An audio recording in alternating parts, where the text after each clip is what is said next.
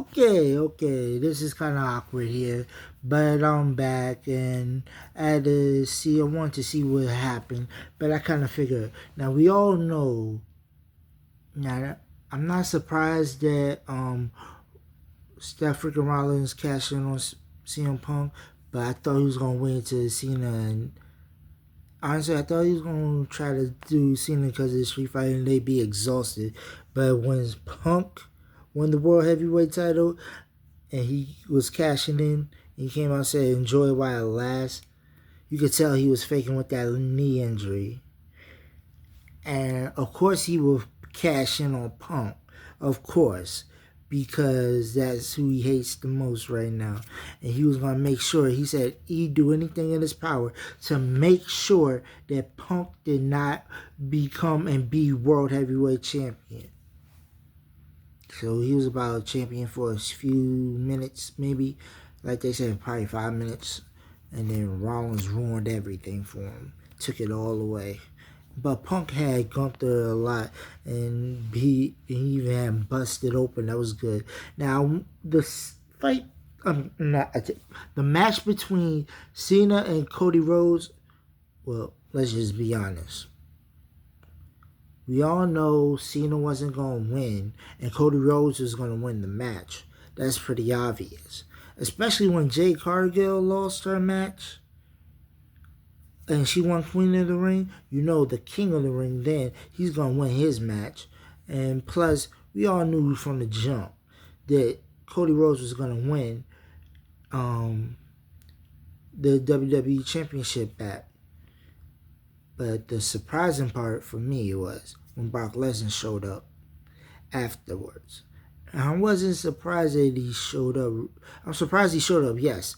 But after the way he was coming out, and he attacked Cena like that, okay, I get it. But the thing is, we all know Brock. He would just do anything for fun and just to pick on people. And he F.U. John Cena. I mean, not F.U. He F5 John Cena for no reason. And that was uncalled for. But Brock Lesnar likes to bully people, pick on them, bully them around. So, thank God that Cena just lost the title. Thank God for that. No offense, Cena. Now, also, I would like to say the tag team match was pretty obvious with the TLC. Everybody knew the Wyatt family was going to retain because obviously, just like I thought, the Wyatt family was going to get involved and they were going to make sure and do everything they could to make sure the Wyatt family remain tag team champions and have the gold. Also, and it was a hell of a match also. But let's just face it, the other teams didn't have a chance. The only chance they had is if they worked together most of the match and make sure that the Wyatt family couldn't compete at all. And they had no chance because they were way too injured and they couldn't continue the match. But as usual, they're idiots and they wanted to focus on everybody else in the Wyatt family. They all started off good attacking the Wyatt family. Then they started going after each other and everything. They should have made sure the Wyatt family was completely taken out. Then they would have had a real chance. Now, we all know Solo was going to retain his title no matter what because of the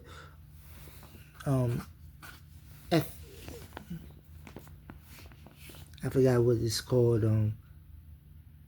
The FTMC. I forgot some FTM something. But that crew he got, they were gonna make sure he won and retain his title. And Jimmy also tried to come to the rescue, and he did, but it was only so much he could do. But after Solo went and won this match by luck with the help of his crew, and he walked away with that big tall dude.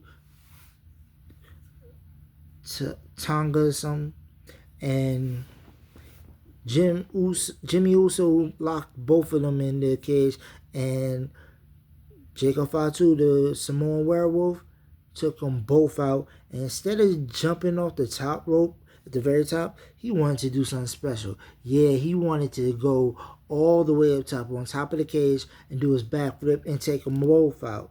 And he did. So, like they said, he took half, Michael Cole said, he took half of the squad out. Yes. But he still got to take them all out. He can't do it all by himself as good as he is. But it's just like with the Tiffany Stratton and Jade Cargill put on a hell of a match. But Jade Cargill, what's wrong with you? Can you not see? Do you not understand why you lost that match? Do you not know the rules of the match when you facing somebody for a championship? I mean, you got to be aware of your surroundings at all times. I mean, you got to make sure when you do your move and you going for a pinfall, you're away from the ropes and you don't get disqualified, you don't get counted out, and you don't do what you were doing in the match in the beginning. Like, I understand taking up and beating up your opponent, but you don't sit down on top of the edge of the ring, bragging, showing off your muscles. And that's why Tiffany Stratton kicked you off the side because you were too busy showboating, gloating, and enjoying your handiwork. That's not what you do, which another reason why you lost the match. And I'm tired of that. And I had a special drink that I was going to drink if you won that match. I drank one to celebrate you winning Queen of the Ring. But I had another drink, just one drink if you lost, one drink if you won. And you made me drink the lost drink because you are good for the title to win it, but your brain ain't all in it. You got to figure out the rules and how it works and what you need to do in the ring and be experienced. The only reason you didn't win that match is because you were too busy trying to show your power and stuff. You weren't aware of the rules. You were too close to the ropes when you made that pin. And you let Tiffany Stratton, you tried it again, but Tiffany Stratton wasn't going to let that happen. She was going to, of course, do what she do, reverse and not give you a second chance. Come on, think with your head, think with your mind. Know how it works. Now, also, I wanted to talk about the match with Randy Orton and Jelly Roll and versus Logan Paul and Drew McIntyre. That was a hell of a match. But Michael Cole and Wayne Barrett, you both were wrong about something about that match. Like, that story didn't have a happy fairy tale ending and a good response, and they didn't win. I have to disagree with that totally, completely. Because it might not have been a fairy tale ending to you and what you understand, but it was a totally fairy tale ending to me. And like, Randy Orton and Jelly Roll won that match entirely, completely. Even though they lost, they sent a big, huge message. And Jelly Roll did an awesome job. And when he came up to Drew McIntyre, it was like, yeah, he's going to have a big problem. But not only did he do that, it was like he threw Drew McIntyre over the top rope like it were a Royal Rumble. He'd eliminate him. And not only that, he took Drew McIntyre to his limit and belly slammed him. I forgot the name. Belly to belly slam. And he held his own against Drew McIntyre. As usual, he beat up Logan Paul. And what can I say?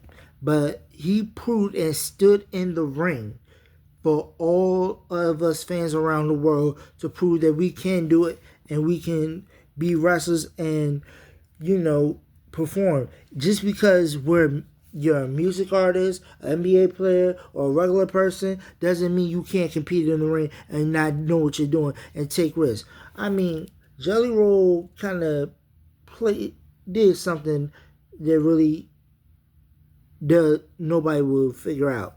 But I know exactly what he was doing and what he did. He got a lot of heart for that. Respect you, Jelly Roll, for all that. And Randy Orton, congratulations on backing him up. But y'all gave a big, huge win of a fairy tale ending to me. And you might not understand it, but you should. If you pay attention really to that match, it's like, even though Logan Paul and Drew McIntyre won the match, still, I got an even bigger win out of Randy Orton Jelly Roll.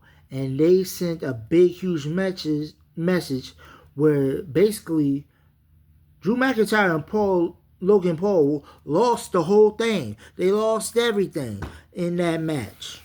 And they lost the message they were completely trying to send. But in this term, I would like to, since you want to be so obvious, Logan Paul, and say certain people like Jelly Roll and other superstars, celebrities that's been in the ring, and that they don't belong there. That's not true. They do belong there. They could be there. A lot of superstars is big now and had their big main events and super championships and big stars now. They started off, a lot of them lost their first match in their first debut. That don't mean they don't belong there. They still could belong there. And they just as good as the ring as any of the rest. And you, Logan Paul, ain't worth shit. You like to talk a lot of trash, though. And you're delusional. But, hey, you're a spoiled brat. But anyway, you're not the only one who could make you're not the only one who can make a future for themselves in the WWE that was a celebrity and that can do anything. Like, you were basically nothing. Like, you didn't belong in your first match at WrestleMania, teaming with The Miz, being Rey Mysterio and Dominic Mysterio. Now, I understand you got your revenge on Miz, but still, really, to me, in my eyes, you don't belong there. And you're not ready. I mean, look at this. When you were United States champion, you defended your title twice. Twice. That's it. And you were barely always trying to avoid defending your title. And each time you defended the title and retained it, you cheated. You cheated. And that's how you win. You cheat. You take low shortcuts. Any shortcuts you can to get to the top. That's pathetic. And you barely wanted to defend the title. And when you did, you cheated. You always had help. Speaking of that, you also are undefeated at WrestleMania. I give you that. I give you that completely. But the only reason you're undefeated at WrestleMania, think about it. If you go back and watch every WrestleMania you've been in, you had help and took advantage of the moments, and you had somebody there to make sure you win and help you out, and especially with them brass knuckles. Now, you got your own punch now where you don't use the brass knuckles. I respect that. You came up with your own move. All right, that's cool. But you want to say people like that don't belong in the WWE, like Jelly Roll? Well, here's a fact. I've been doing this thing for almost a year now. So if you want to say somebody don't belong, all right, I'll put it to the test. I'm throwing out there for WrestleMania 42. I challenge you, Logan Paul, if you got the balls to take my offer and take my challenge to not one, but a 3 out of 2 falls match. And I already got the ideas set up. For first fall, a regular match. Second fall, first blood. And third fall, if necessary, I already know what I want to be the third fall. And that's a I quit match. And if you win, well, I'll accept you as a professional WWE star. However, if I win, I get everything I want from the WWE. And what I want to start with, if I win and you quit in that match, in the third match, I want you out the WWE forever. So I tell you what, partner. You think you got the balls to challenge, to accept my challenge? Let me know. And I'll be right there at WrestleMania 42. Or I'll find a way. Just make sure I get there and I will compete. I'll show you a little something.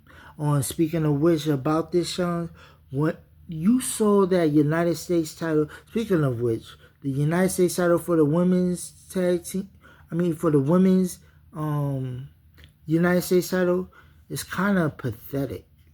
And it's like useless. But it's supposed to be something bigger than life. And y'all ain't using it like that. You just have somebody win, hold on to the title, not really having it defended, barely. Look how many times the Intercontinental title been defended since Lyra Carey. Since she won the title and she defended it so many times. And different people, too, coming up for the challenge for it. Now, y'all making this women's United States title is supposed to be a big thing. You're turning it into a joke. And speaking of which, in that United States title for the women's United States title, that move she used was not a new move. It was not a new creation. That move been made in a long time ago. Everybody knew that move and came up with that move.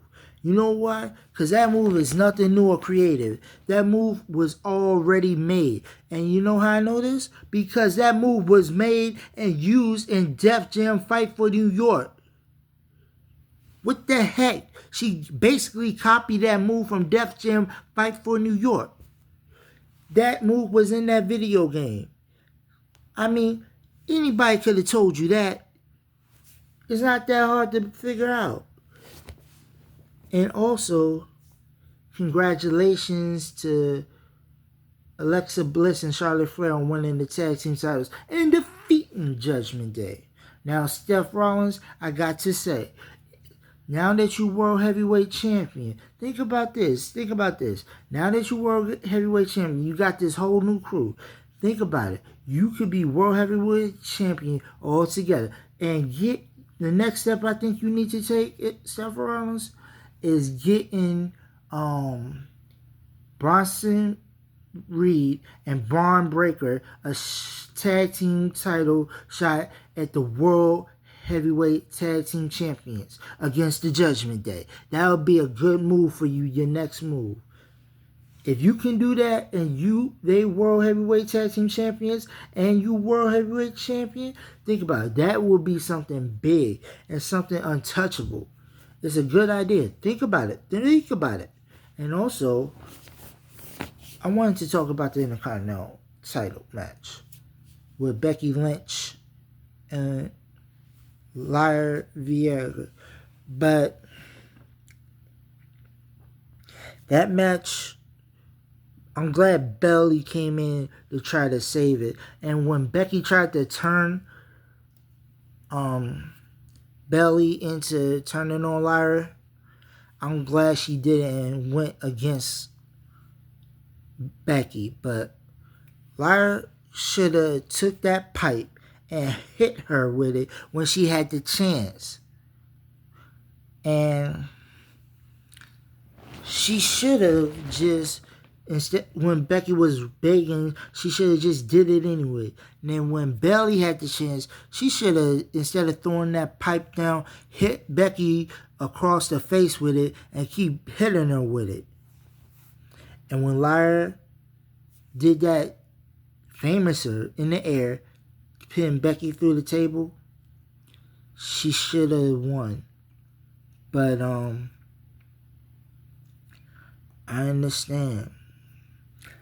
And Bayley tried to stop the pinfall when Becky did that move. Becky got advantage over her and Now Ryder can't compete for the title as long as Becky's champion. Until she loses that title. Just until she loses that title. And like just same way you interfere in Bayley's Intercontinental title match, you shouldn't be mad because you did the same thing to her. And y'all gotta get over this. Y'all need to work together. And y'all need to make sure that Becky Lynch pays for what she did. And make her lose everything for that. And also, there was another match I was trying to get to. Which one did I didn't mention yet? Okay, now I mentioned that one. It was another match. Well, hold up. Well, these are the ones I can remember for right now.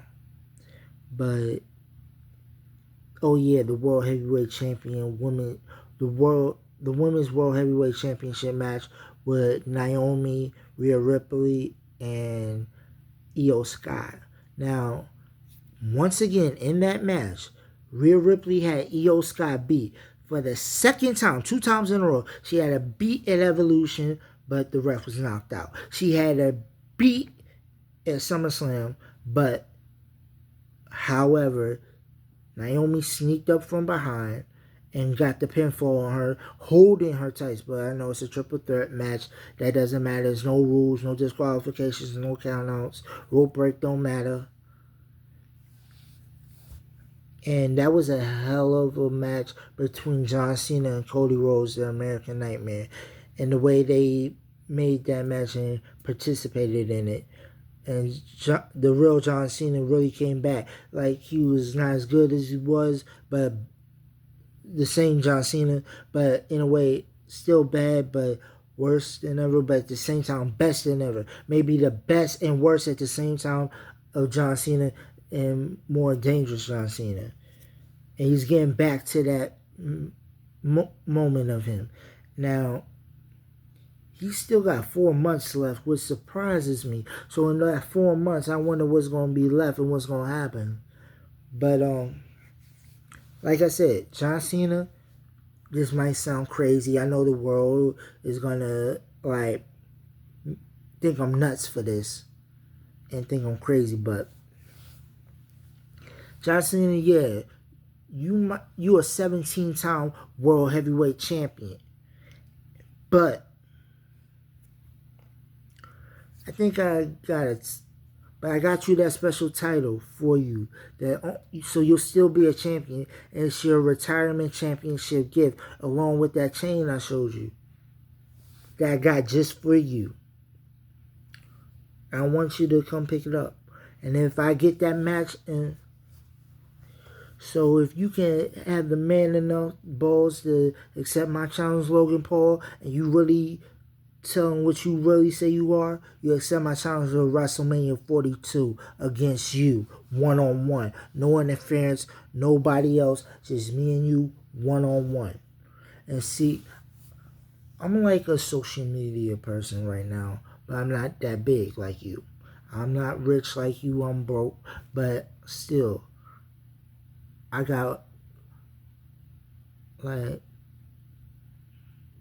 I've basically been training for this my whole life. And I know what I can do and what I can't do. And a lot of superstars I could compete with. And as I compete more with them and get more ring experience, I know I could do a hell of a lot more. And I want to start off with you because you're an asshole. And what you did to Jelly Roll. And you and Drew McIntyre, how you try to embarrass him. Luckily, he's took it to both y'all, stuck it to both y'all asses. At the same time, you said he don't belong. I like to give you a chance to prove that nobody from the outside that is not a professional wrestler can compete in the ring. Anybody could be a professional wrestler. Anybody, if they want to, and if they'll let them. Which is why I want to do something. But I'm going to start off challenging you once again. Now, I couldn't challenge you this time because AJ stood up and took the challenge against you. So, this is my second time challenging you, Logan Paul, at WrestleMania. Now, a best 2 out of 3 falls. Like, first match, singles match. Second match, first blood. Third match, I quit. Now, put something on the line. Let's make this interesting if you accept my challenge. And if you think you can beat me. And if it's going to be a walk in the park for you. Let's see if you accept my challenge then. If you man enough to do it, then you will accept my challenge. If not, shows what kind of man you are, what you stand for. Nothing. But anyway, also, there was another match that happened, I believe.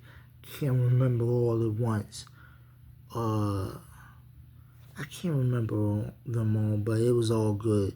All good matches, but it was so many I couldn't keep track.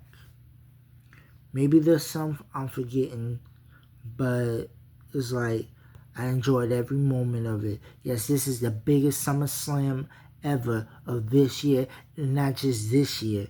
It's the biggest SummerSlam ever this in SummerSlam or pay-per-view history. Biggest SummerSlam history. The best SummerSlam ever. And congratulations to Roman Reigns and Jey Uso on defeating Braun Breaker and Bronson Reed at SummerSlam. Y'all did y'all thing and had each other's back. And that's what family's about. Yes, family. Y'all did what y'all had to do and don't let anybody disrespect y'all family. And the family that represents WWE. And Roman, you still got it. And like you could still dominate. No matter if you go away for a long time, you can still come back and dominate and do whatever against anybody, any opponent. You've proven that time and time again. And Jey Uso, you proved that you can be a champion. Not just any champion. Not just a tag team champion. Not just an Intercontinental champion or United States champion. But you could be at the top as a World Heavyweight champion or a WWE Undisputed champion. You proved to me that you could actually do it. Not just to me. I already knew you could do it. I knew you had what it takes. And you improved yourself. You prove yourself every time you get in that ring. And I'm proud of you. Now, like I said, all it takes for anybody, just anybody, somebody to be able to be in the ring in WWE is experience, time, ring time. The more matches they have, the more they compete, the more experience you get, which makes you better and you can compete in the ring and your body can do it. And you know what you can do. Like me, I wouldn't be making this challenge to you, Logan Paul, if I didn't know I could do it and I didn't know I could do things in the ring. And this is my way of showing to, just like Jelly Roll was trying to prove to everybody, this is my way of showing regular people and people all over the world that dream of being a WWE superstar and that their dreams can come true and they can do it. It's all around the world to stand up to bullies and jerks like you. This is personal for me. But I'm going to see if you accept my challenge this time for WrestleMania 42. I hope so. I'll be waiting. And if it does come to that quit match, I want to make it more interesting than ever. Putting a lot on the line. I'm not just talking about our bodies. I'm talking about like for whoever wins. Like, if you win, you get to choose what you want. If I win, I choose what I want. And that includes WWE and everything I want. Now, I'm not saying I'm going to try to... Now, I'm not saying if I win, I get the WWE and own the WWE. No, that's not it. But if I want it, I could take it. If I win. But I have something else in mind. And that includes, since you're working with Donald Trump, never mind. Forget that. Anyway, I just want to say, alright, this is very difficult, but congratulations to all y'all that won your matches and even competed and lost your matches. You did a good job. And I'm very waiting to see what happens in the next 4 months of John Cena's last 4 months in the WWE. But John Cena, your body's worn out. You've been through too many battles, and it's time for you to retire. So I hope you, once you retire, you stay away and you don't wrestle anymore because your body can't take no more. But John Cena, I believe, if you really wanted to, you can win the title again if you want to. Because you've proven that you can still do it and do really good at it. And you can still do whatever it takes, and not by cheating the way you did it. And fighting clean, and you are unstoppable. You can still be that, not superhero, but the best. And you got what it takes. The real John Cena. And congratulations, Cody Rhodes, not just for winning the WWE Undisputed title, but also finally beating John Cena in your career. And I really hope to see what goes down from this point on. And to, let's see, I think this is in some other matches I'm forgetting. But if I can't remember, I'm sorry. But I can't wait to see what happens next.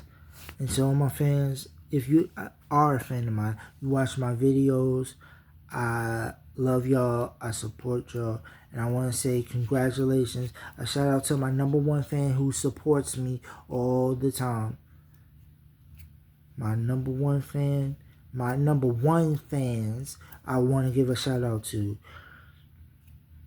First of all, mainly my mom, thanks for supporting me. And secondly, I want to give a shout out for supporting me, Jessica and Rose. And another person I want to thank for really supporting me the most and even found a way to get in contact with me and talk to me and text me, I talk to every day. I want to give a big shout out for my #1 fan that I know the most. Congratulations. Shout out to Sharon Baby. Sharon Baby. Congratulations. Thank you for supporting me and everything you do and being my friend and being in contact with me. I love you the most. And I love you for supporting me like that and being there and even giving me advice and helping me out and being there right there for me. Congratulations. I thank you so much for everything you do. Everybody that supports me, I love y'all. And to keep watching my videos, and I'm gonna keep making my videos. I'm not gonna stop, never. I'm gonna keep on and on and on. I ain't never gonna stop. I'm gonna do as much as I can, even till I get where I want to go. And if I don't, I'm still gonna be making my videos. Even if I get to where I want to go, I'm still gonna be making my videos.